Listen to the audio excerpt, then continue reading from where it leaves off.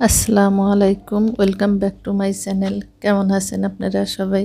আশা করি আল্লাহর অশেষ রহমতে সবাই ভালো আছেন। আমরাও আল্লাহর অশেষ রহমতে ভালো আছি। এই তো সকাল সকাল ঘুম থেকে উঠেই আমরা দৌড়ে সাগরের পাড়ে চলে এসেছি। গত রাতে একটু দেরিতে ঘুমিয়েছি 1:30টার দিকে, এর জন্য উঠতে দেরি হয়েছে। সমুদ্র পাড়ে এসে যদি সকালবেলা সূর্য ওঠা না দেখা যায় তাহলে কি হয়, তারপরেও অলরেডি সূর্য উঠে গিয়েছে। তারপর আমরা দৌড়াতে দৌড়াতে যে সমুদ্র পাড়ে চলে এসেছি। এর মধ্যে দেখি অনেক লোক এসে গেছে। এখানে রাতের বেলাও অনেক মানুষের ভিড় থাকে, আবার ভোর থেকেও মানুষের ভিড় হয়। আমি ভেবেছিলাম হয়তোবা সকালবেলা কেউ থাকবে না, দেখি আমাদের আগে অনেক মানুষই এসে গেছে আর সমুদ্রের পানিতে পা ভেজাচ্ছে। সকালবেলার পরিবেশটা এত সুন্দর ছিল যা বলার ভাষা ছিল না। আমাদের অনেক ভালো লেগেছিল। এই যে সূর্য উঠেছে, 6টা পার হয়েছে। সকালবেলার ঠান্ডা বাতাস, আবহাওয়াটা ঠান্ডা ছিল, চারিদিকে তেমন একটা মানুষের ভিড় ছিল না। খুবই ভালো লেগেছে। আমার 2 ছেলেকে রেখে আমার হাজব্যান্ড আর আমার বোন আমি চলে এসেছি। যেহেতু আমাদের হোটেলটা ছিল সমুদ্রের পাড়েই, বেশি সময় লাগেনি, 2 মিনিটের মতো, এরপরেই চলে এসেছি। আর সকালবেলা সমুদ্রের ঢেউ ছিল অনেক উত্তাল, অনেক বড় বড় ঢেউ ছিল। এখানে 1 ঘন্টার মতো আমরা দাঁড়িয়েছিলাম। আল্লাহর সৃষ্টি যে কত সুন্দর এখানে এসে বুঝতে পেরেছি। খুবই ভালো লেগেছে আমাদের, বিশেষ করে আমার ছেলে দুটো এত খুশি হয়েছে এখানে এসে।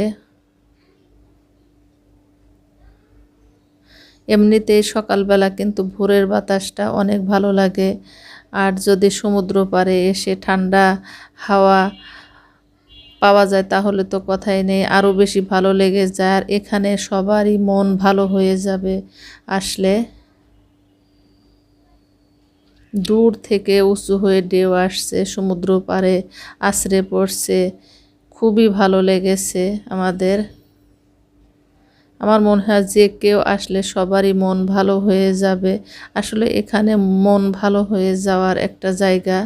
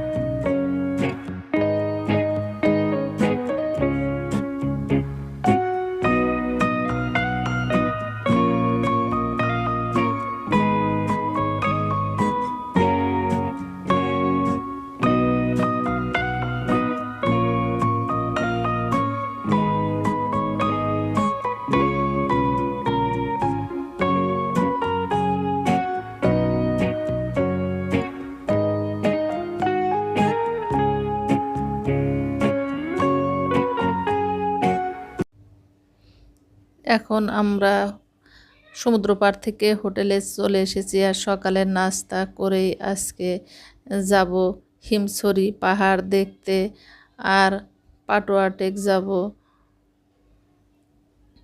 পাটোয়া টেক, ইনানি সি বিচ দেখা বাদ ছিল, সেটা আজকে দেখব। মেরিন ড্রাইভ ধরেই আমাদের যেতে হবে। অলরেডি আমরা নাস্তা করে বেরিয়ে পড়েছি। আমাদের গাড়িটা আসতে একটু দেরি হচ্ছে, গাড়ি আসলেই আমরা বেরিয়ে পড়ব। এই তো আমরা সবাই রেডি হয়ে নিচে নেমেছি, এখন গাড়িতে উঠব।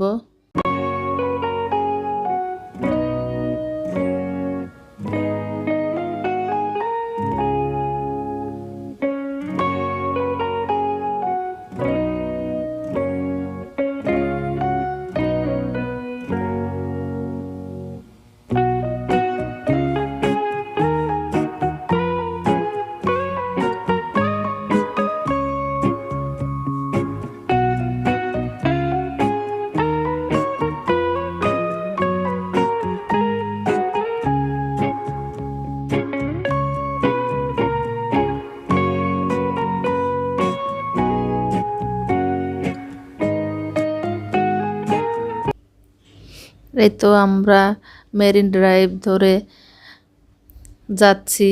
এক সাইডে পাহাড় আর আরেক সাইডে সমুদ্র। দেখতে কি যে ভালো লেগেছে।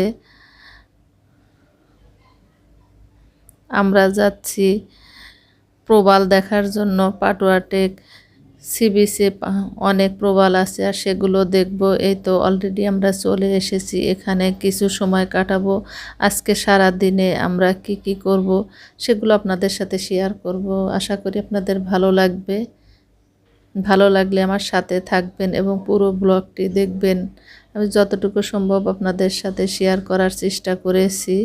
এখানে এসে খুবই ভালো লেগেছিল। আমার দুই ছেলে অনেক খুশি হয়েছে, আমার কাছেও বেশ ভালো লেগেছে। আমার মনে হয় যতগুলো সি বিচ আছে তার মধ্যে এটাই মনে হয় সবচেয়ে বেস্ট। এখানে অনেক প্রবাল, অনেক বড় বড় পাথরের উপরে দাঁড়িয়ে অনেকগুলো ফটোশ্যুট করেছি আমরা। দূর থেকে অনেক বড় বড় ঢেউ আসছে, পাথরের উপর আছড়ে পড়ছে। খুবই ভালো লেগেছে এখানে। আমরা এখান থেকে আবার চলে যাব মিনি বান্দরবন, সেখানে গিয়ে পাহাড় দেখব।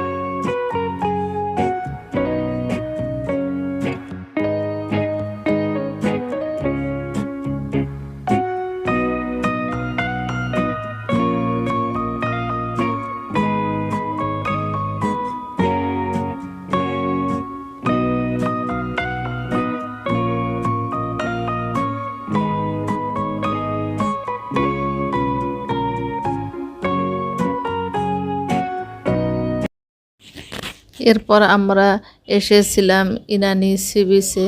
আসলে আমাদের হাতে সময় খুবই কম ছিল। এদিকে রমজান মাস শুরু হয়ে যাবে, অল্প সময় হাতে ছিল। তাড়াহুড়া করে সব জায়গা থেকেই আমরা একটু একটু করে দেখে চলে আসছি। একটু সময় নিয়ে যে থাকবো তার আর উপায় ছিল না। এদিকে আবার আজকে নাইটেই আমরা ব্যাক করব। দূরে কিছু কিছু সাম্পান ছিল ইনানি বীজে। এই বীজ থেকেই আমরা এখন চলে যাচ্ছি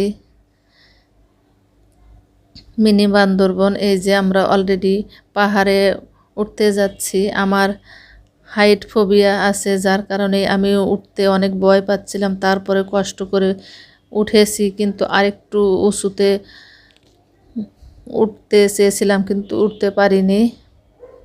পাহাড়ে ওঠার পরে চারিদিকে অনেক উঁচু উঁচু পাহাড় দেখেছিলাম। এটা আসলে আরেক ধরনের সৌন্দর্য ছিল, যদিও ভালো লেগেছে। তারপরেও উঁচুতে ওঠার পরে আমার মাথার মধ্যে কেমন যেন ঘুরতে শুরু করেছিল।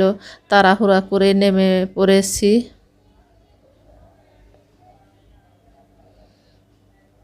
আসলে চোখে যতটা সুন্দর লেগেছে এখানে ততটা ক্যামেরায় সুন্দর লাগছে না। আমি তারপরেও আপনাদের দেখানোর চেষ্টা করেছি। আমি এখানে কিছুটা ক্যামেরা বন্দি করেছি।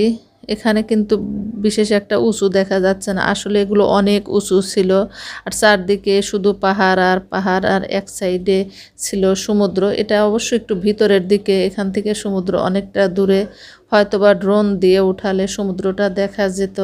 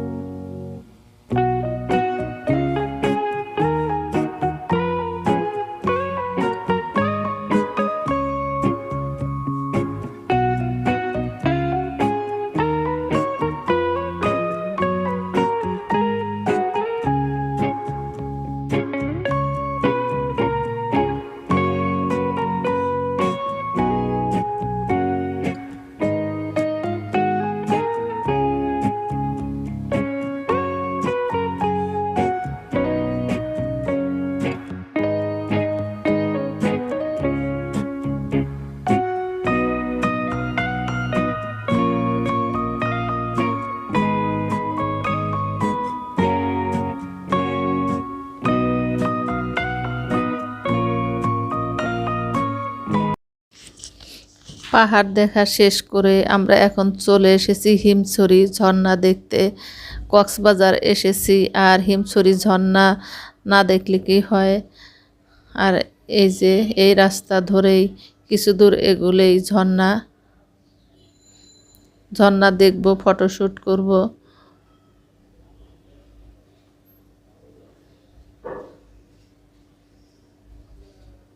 এখানে অনেক মানুষের ভিড় ছিল।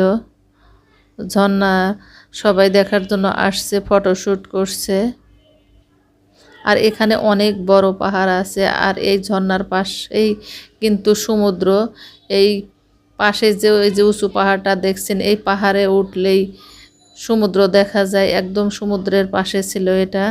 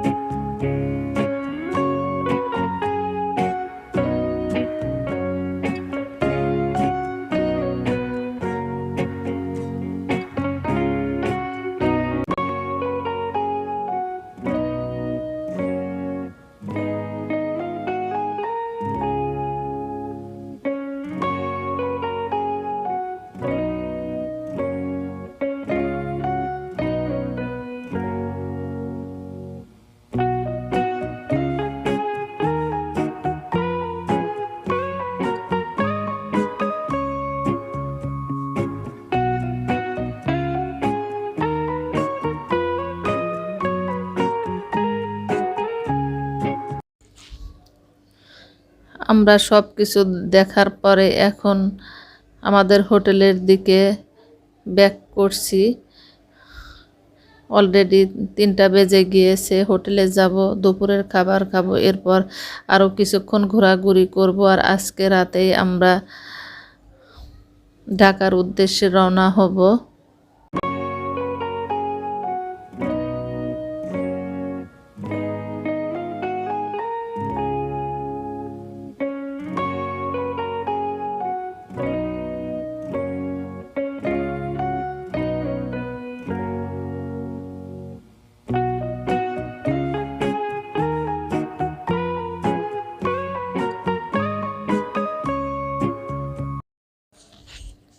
সারাদিন ঘোরাঘুরি করার পরে সন্ধ্যা নেমে এসেছে। আর সন্ধ্যার সময় আমরা আবার সি বিচে যাচ্ছি, শেষবারের মতো ঘোরাঘুরি করছি। আর এখানেই রাত 10টা পর্যন্ত থাকবো, ঘোরাঘুরি করব, বাইরে কিছু বাইরের খাবার কিনে খাবো, এরপর হোটেলে যাব, রাতের খাবার খেয়ে চলে আসব ঢাকায়।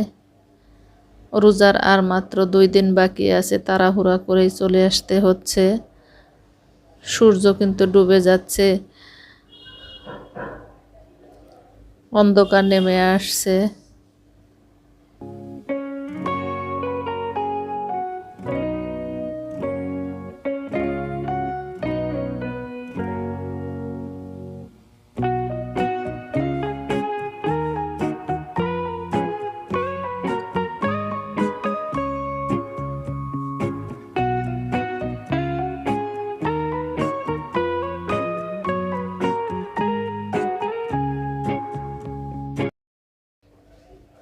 এই তো সমুদ্র পাড় থেকে এখন আমরা হোটেলের দিকে ব্যাক করছি।